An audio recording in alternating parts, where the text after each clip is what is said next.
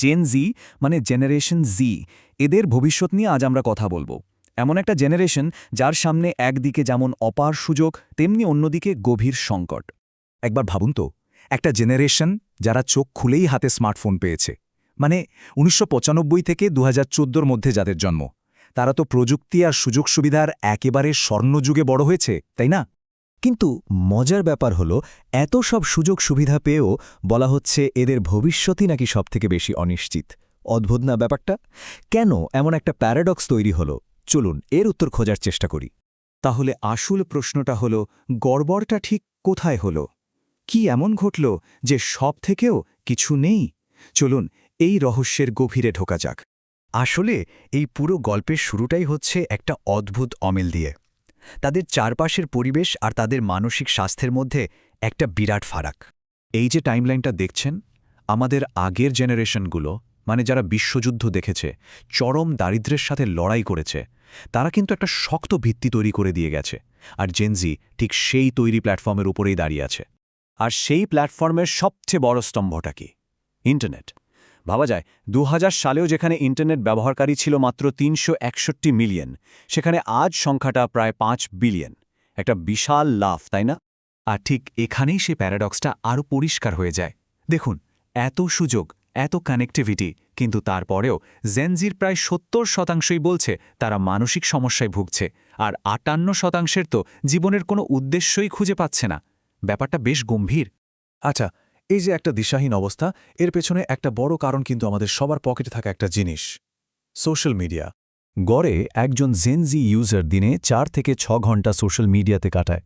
ভাবুন একবার, দিনের এতটা সময়, আর পুরোটাই চলে শর্ট ফর্ম কন্টেন্টের ওই অফুরান্ত স্ক্রলের ওপর। আর এর ফল কি হচ্ছে? তৈরি হচ্ছে একটা ফিল্টার বাবল, মানে অ্যালগোরিদম আপনাকে শুধু সেই জিনিসগুলোই দেখাবে যা আপনি দেখতে চান বা বিশ্বাস করেন। এর ফলে কি হয়? নিজের জগতের বাইরে আর কিছুই দেখা যায় না, আর নিজের মতামতগুলো আরও বেশি একপেশে হয়ে যায়। আর এই ফিল্টার বাবলের মধ্যে সবচেয়ে সহজে কি ছড়ায় জানেন? ভুল তথ্য।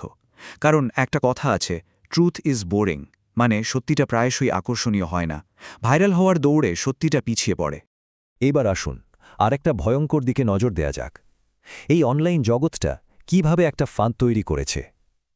একটা আস্ত ইন্ডাস্ট্রি যা তরুণদের স্বপ্ন আর হতাশাকে পুঁজি করে ব্যবসা করছে। অনলাইনে আজকাল একটা ট্রেন্ড খুব চলছে, সবকিছু নিয়ে একটা নেগেটিভ কথা বলা। যেমন স্কুল বেকার, কলেজ একটা স্ক্যাম, চাকরি মানে গুলামি, ম্যাট্রিক্স থেকে বেরিয়ে এসো, এই ধরনের কথাবার্তা। আর ঠিক এই হতাশাটাকেই কাজে লাগাচ্ছে কিছু অনলাইন গুরু। তারা প্রথমে নেগেটিভিটি ছড়াচ্ছে, তারপর একটা শর্টকাটে সফল হওয়ার স্বপ্ন বিক্রি করছে দামি দামি কোর্সের মাধ্যমে। আর যখন সেই শর্টকাট কাজ করছে না, তখন তরুণরা আরও বেশি হতাশ হয়ে পড়ছে। কারণ আসল সত্যিটা হলো, জীবনে কোনো শর্টকাট নেই।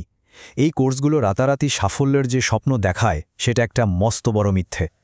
আসল উন্নতি, সে যে কোনো স্কিল হোক বা নিজের ব্যক্তিত্বের, সেটা ধীরে ধীরে সময়ের সাথে হয়। এই ডিজিটাল দুনিয়ার প্রভাব শুধু আমাদের কেরিয়ার বা মানসিক স্বাস্থ্যের ওপরই পড়ছে না, এটা আমাদের মানসিক সম্পর্কগুলোকেও ভেতর থেকে ক্ষয় করে দিচ্ছে। একটা স্টাডি বলছে সোশ্যাল মিডিয়াতে দেখানো প্রায় ৪০% সম্পর্কই আসলে নকল বা বাড়িয়ে বলা। কেন?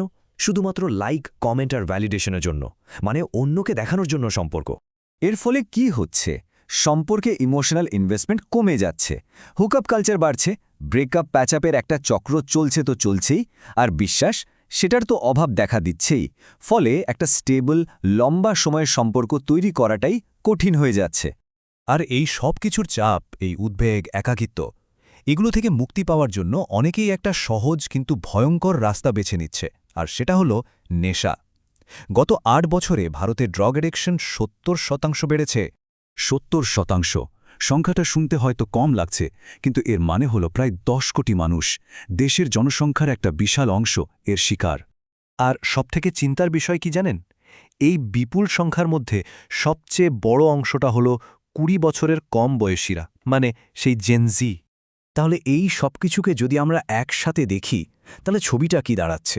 এদের ভবিষ্যৎটা ঠিক কোন দিকে যাচ্ছে? আমরা দেখলাম কিভাবে একটা সমস্যা আরেকটাকে ডেকে আনছে। মানসিক স্বাস্থ্য সংকট থেকে শুরু করে একাকিত্ব, সেখান থেকে অনলাইন প্রতারকদের ফাঁদ, আর সবশেষে নেশার জগতে ডুবে যাওয়া। এটা একটা ভয়ঙ্কর চক্র। কিন্তু আমাদের মনে রাখতে হবে, এই জেন জি কিন্তু আমাদের দেশের ভবিষ্যৎ। তারাই আগামী দিনের চালিকা শক্তি। তাই তাদের গল্পটা কিভাবে লেখা হবে তা নির্ভর করছে আমাদের ওপর।